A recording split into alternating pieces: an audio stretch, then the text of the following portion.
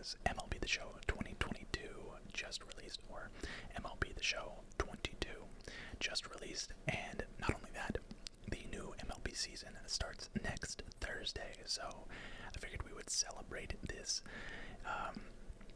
circumstance, or this time, with a 50 random MLB facts that you never knew. Now, I got this article from Bleacher Report.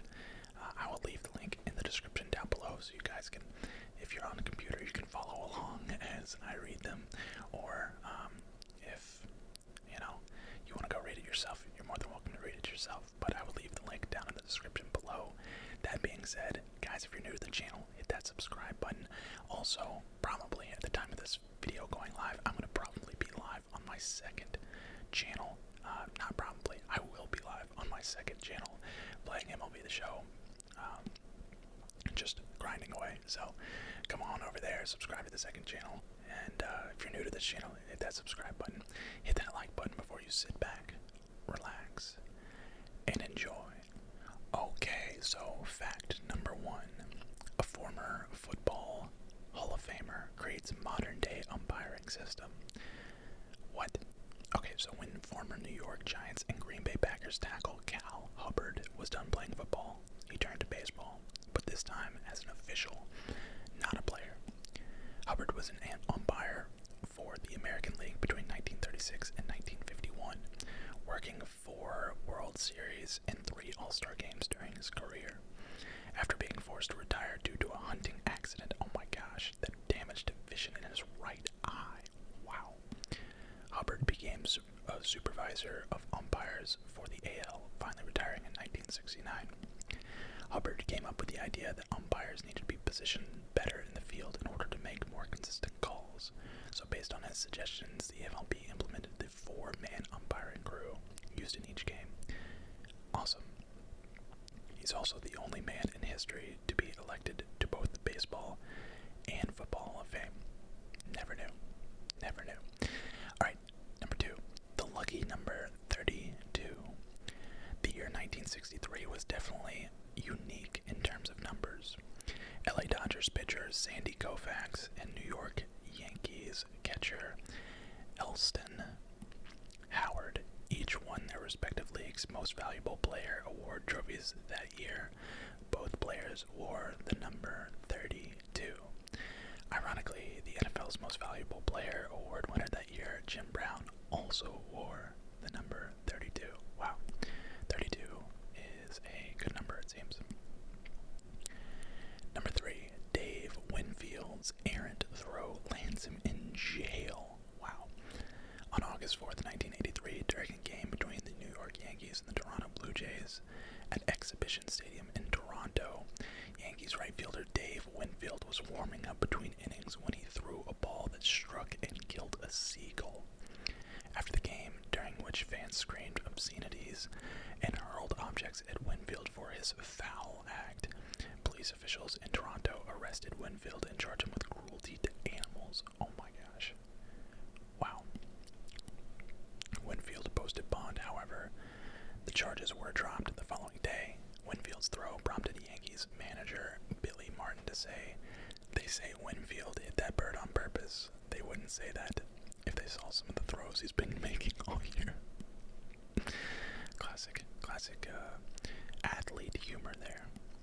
Alright, I might start paraphrasing some of these because I don't want this video to be like an hour long. So, number 4, eccentric owner attempts to force rival team out of town.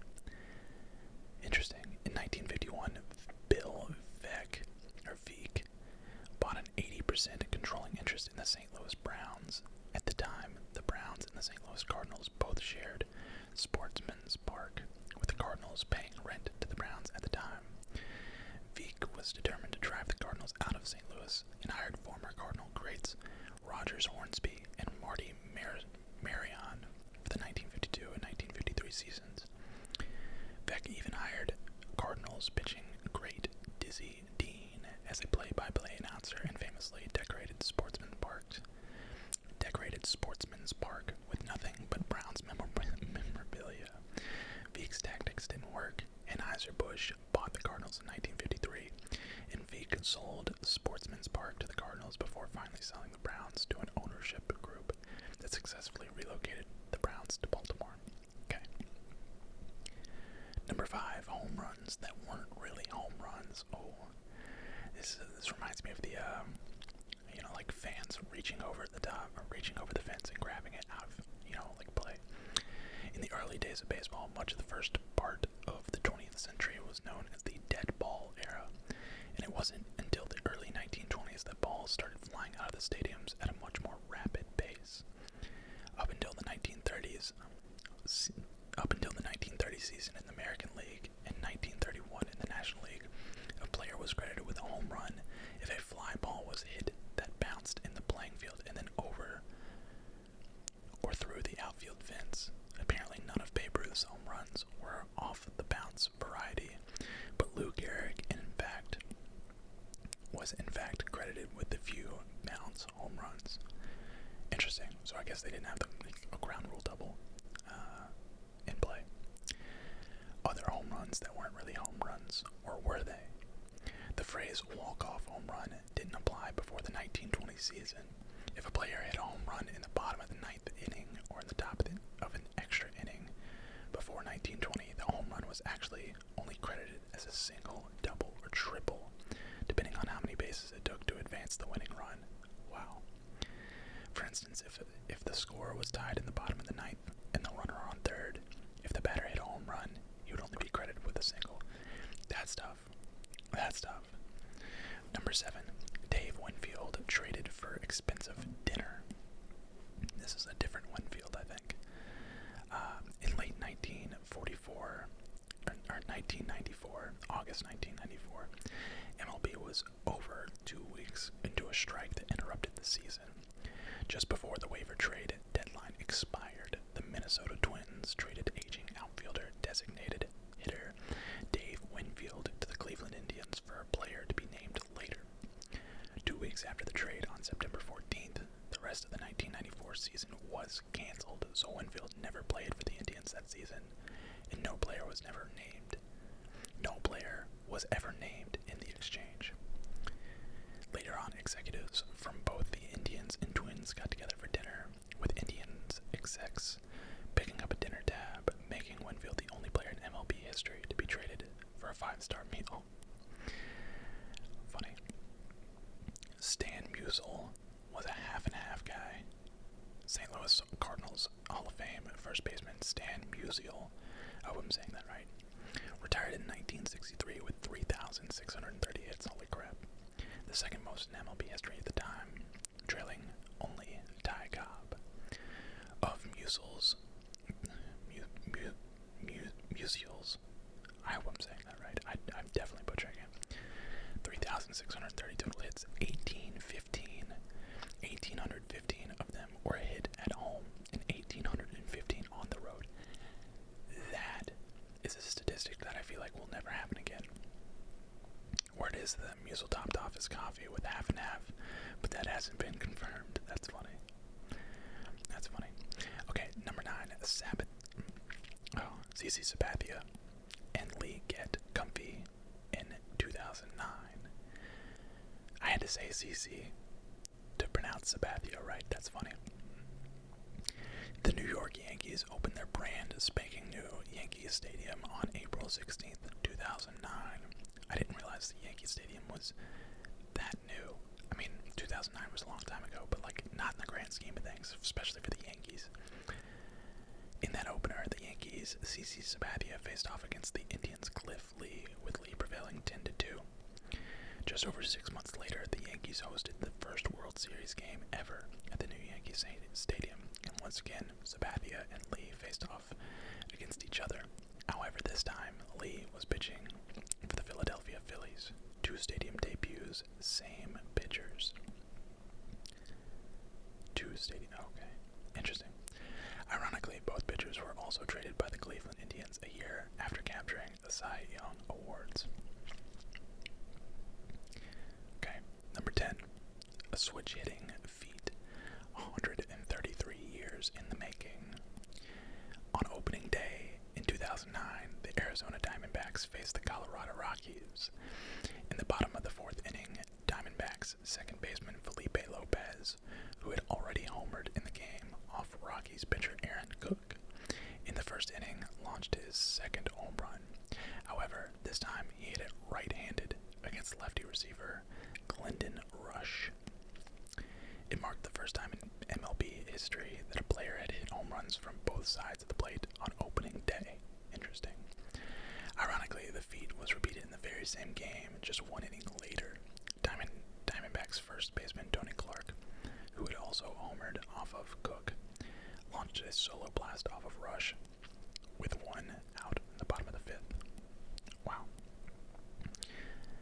Okay, so I think instead of paraphrasing, I'm going to break this up into two parts. I'm going to do part one for the release of MLB The Show, and part two for the start of the MLB season.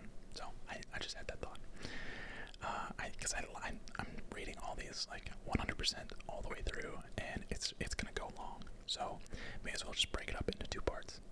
That makes sense. So, number 11, Johnny Damon pulls off ultimate theft. Interesting. In 2009, New York Yankees left fielder Johnny Damon stole only 12 bases during the regular season. That's it. I remember Johnny Damon being super fast. And never stole 2 bases in one game. However, in Game 4 of the 2009 World Series against the Philadelphia Phillies, Damon pulled off the ultimate theft with just one pitch. After opening the top of the ninth with a tough 9-pitch duel against Phillies closer Brad Lidge, that finally resulted in a single to left field, Damon stood on first base with Mark Teixeira at the plate.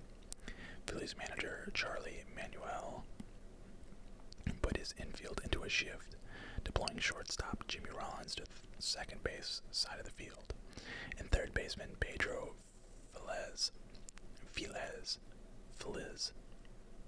That'd be Pedro Feliz. I can't read apparently. Covering shortstop. I think I know the play that they're talking about.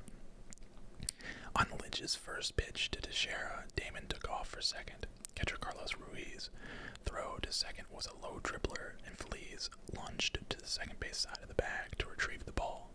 Damon, seeing third base completely uncovered, took off with Feliz in chase. Feliz gave up running after a couple of strides, and Damon completed a double steal on just one pitch. I know exactly what play they're talking about. Damon's remarkable feat spurred the Yankees to score 3 runs, giving them a 7-4 victory and a commanding 3-1 World Series lead. Okay, Babe Ruth, terrible in a pinch. While New York Yankees legend Babe Ruth was an outstanding hitter with a career batting average of .344, he wasn't quite so inclined when called upon to pinch hit. During his career, Ruth was a paltry 167 hitter as a pinch hitter, with just 13 hits at 67 at-bats. Interesting. Gaylord Barry in his mammoth moonshot in 1963. San Francisco Giants pitcher Gaylord Barry famously declared, "They'll put a man on the moon before I hit a home run." On July 20th, 1969, just 20 minutes after Neil Armstrong became the first human being ever to walk on the moon, Barry hit his first and only home run of his career. That's incredible. They'll put a man on the moon before I hit a home run, and then he hits one 20 minutes after. That's awesome. That's my favorite. That's my favorite one so far. Mark McGwire scales Mount Everest in a roundabout way. In 1998, St. Louis Cardinals first baseman Mark McGwire hit 70 home runs, breaking the all-time single-season home run record set by Roger Maris in 1961. McGwire's home runs traveled a total of 29,958 feet, more than enough to scale past the summit of Mount Everest. That's nuts. That's insane. That's a close second to the other stat, or the other fact. Number 15, it's a dirty job, but someone has to do it. For every MLB game Umpires and clubhouse attendants prepare approximately 6 dozen baseballs by rubbing them in mud. And it's not just any old mud. The mud is produced by an unknown source in New Jersey. Wait, what? Designed to take the slick shine off of new baseballs. What? Why? Why do they do that? If anybody knows anything about this stat or this fact, why do they do that? There's a source there, but I'm not going to dig into it. 16, nabbed for sleeping on the job. Hall of Fame outfielder Ed Roush enjoyed a great 18-year career, 12 of them spent with the Cincinnati Reds, hitting .323 for his career. However, one day in 1920, Roush committed the ultimate sin, sleeping on the job. Roush was ejected from a game in June 1920 when, during a break in the game during which a play was being argued about, Roush took a seat in the outfield and promptly fell asleep. What? When teammates were unable to wake him up, umpires ejected Roush for delay of game. What? When was this? 1920? What? I wish I could go and find video of that, but I doubt there is. Number 17, Red Murray in his shocking game-ending catch. On July 17th, 1914, the New York Giants were playing the Pittsburgh Pirates at Forbes Field in Pittsburgh. The game dragged on for several hours before finally ending in a shocking manner. After scoring 2 runs in the top of the 21st inning to break a 1-1 tie, the Giants took the field to try and close out the drawn-out affair, and skies were dark and gloomy. Giants outfielder Red Murray camped under a fly ball that would finally end the game, and upon catching the ball, Murray was struck by a bolt of lightning, rendering him unconscious. He apparently hung onto the ball. What? Again, 1914. I feel like these are like made up. Like this isn't real. There's no way that this is real, but I'm sure it is. That's insane. 18, Hall of Fame Day for Joel Youngblood. On August 4th, 1982, New York Mets utility outfielder Joel Youngblood started it against the Chicago Cubs and future Hall of Fame pitcher Ferguson Jenkins. Youngblood singled off Jenkins in the top of the 3rd inning, scoring 2 runs. During the game, the Mets traded Youngblood to the Montreal Expos. Youngblood flew to Philadelphia to join his new team late that afternoon and made his debut that night, replacing Jerry White in right field in the bottom of the 6th. The following inning, Youngblood came to bat against future Hall of Fame pitcher Steve Carlton and singled, becoming the first player in MLB history to record a hit off of 2 separate Hall of Fame pitchers while playing for 2 different teams on the same day. Okay, that might be my new favorite. That's insane. New York Yankees, not the original pinstripe fashion divas. Interesting. Contrary to popular belief, the New York Yankees were not the original team to introduce pinstripes to MLB uniforms. In 1911, both the New York Giants and Philadelphia Phillies sported pinstripes on uniforms for the very first time. Interesting. 20. Deaf does not mean dumb.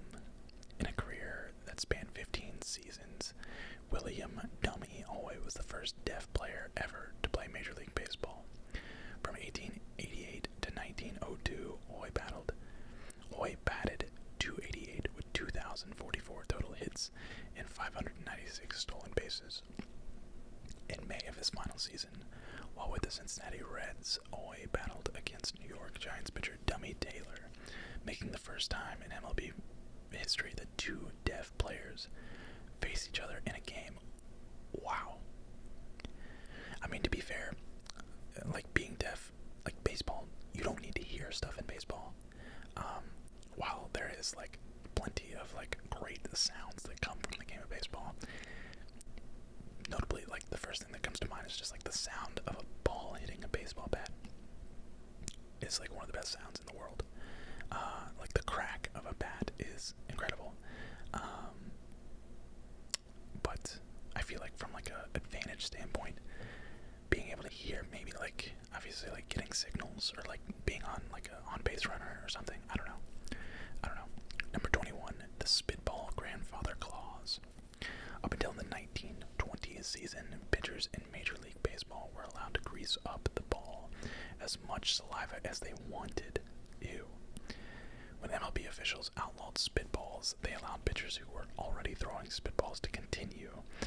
Burley Grimes, pitching for the Brooklyn Robins at the time, continued on the majors for another 14 seasons, becoming the last player to legally throw spitball in 1934. What?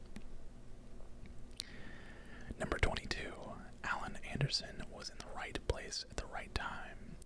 In a brief 6-year career with the Minnesota Twins between 1986 and 1991, starting pitcher Alan Anderson had a couple of very solid seasons, with his 2.45 ERA leading the American League in 1988 and 33 wins in 2 seasons. However, in both 1987 and 1991, Anderson won 2 World Series rings with the Twins without having to do anything. Anderson was left off the postseason roster both times. Interesting. Number 23, the Chicago Cubs and their College of Coaches. In 1961, Chicago Cubs owner P.K. Wrigley Field, who inherited the Cubs from his father in 1932, decided that he needed to do something to break the gloom and doom of decades of losing in Chicago. Wrigley created what he would call a college of coaches, an idea that specialized coaches would replace a field manager. Well, it didn't fly. Wrigley kept the experiment going for 2 seasons, during which the Cubs were 123 and 193. Yikes. Vetty Himsel, Harry Kraft, L. Tappe, Lou Klein, and Charlie Metro were the specialized coaches during the experiment. Number 24, always a bridesmaid. This I can already tell this is going to be funny. During the heyday of Sammy Sosa's career with the Chicago Cubs, he became the only player in MLB to hit 60 home runs in a season with 3 separate occasions. Okay, so he had 3 60 home run seasons. However, all 3 times Sosa failed to win the home run title, losing out to Mark McGwire in 1998 and 1999 and Barry Bonds in 2001. Yikes. Sosa did win the home run title twice with lesser amounts, however, that's crazy. Imagine breaking 60 home runs 3 separate times and not being the home run king either of those times. That's crazy. And then 25, our last fact of the video. Glenn Corbus has a rocket for an arm. Canadian-born right fielder Glenn Corbus enjoyed a very brief 3-year career in Major League Baseball with the Cincinnati Reds and Philadelphia Phillies from 1955 to 1957. But it was after his career ended that Corbus astounded the baseball world in an exhibition while he was with the minor league Omaha Cardinals on August 1st, 1957. Corbus set a world record by throwing a baseball 445 feet and 10 inches. Wow, that is a absolute rocket. With today's modern baseball stadium standards, that ball would travel out of every park in the majors. Wow. What a cannon. That guy, man's got a real cannon. Alright, that is going to do it for this video. I hope you enjoyed. Again, I will be live on my second channel, playing some MLB The Show 22. I keep wanting to say 2022, but it's just MLB The Show 22. I'm very excited for this game, and I'm very excited for the MLB season. I don't know how many of you guys are baseball fans out there, but I've definitely gotten to come to like baseball a lot more in recent years, and it'll be fun. It'll be fun to have it back. You know, being an Atlanta Braves fan, we got a repeat to do. So, that being said, guys, leave a like, comment, subscribe. I will see you guys in